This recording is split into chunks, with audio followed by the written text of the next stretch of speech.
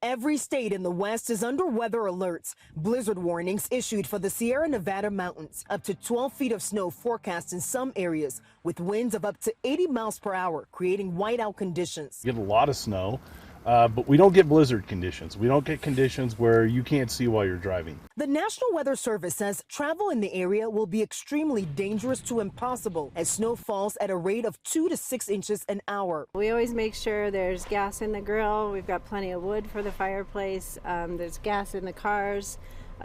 Grocery shopping happened 4 or 5 days ago.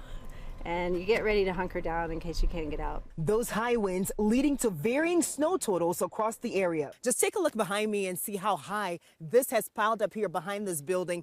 For perspective, I'm about 5 feet 9 inches tall, and this pile is almost up to my neck and blocking part of that first floor window. Of course, we're unclear whether there are any cars buried around me. While snow is a good thing for ski resorts, too much snow has forced several in the area to close. The National Park Service even shutting down Yosemite to visitors. In Madera County, a rare tornado snapped trees and damaged an elementary school. No injuries reported. Meanwhile, in Texas, the Smokehouse Creek fire is now the largest in the state's history. More than 1 million acres have already burned, and officials say the fire is only 15% contained. According to the governor, about 500 structures have been destroyed. Those who are affected by this have gone through utter devastation. They need our ongoing support, our ongoing assistance. The weather not expected to help the situation this weekend, with humidity dropping below 10% and wind gusts of 45 miles per hour coming in from the southwest. Faith Abube, ABC News, Truckee, California.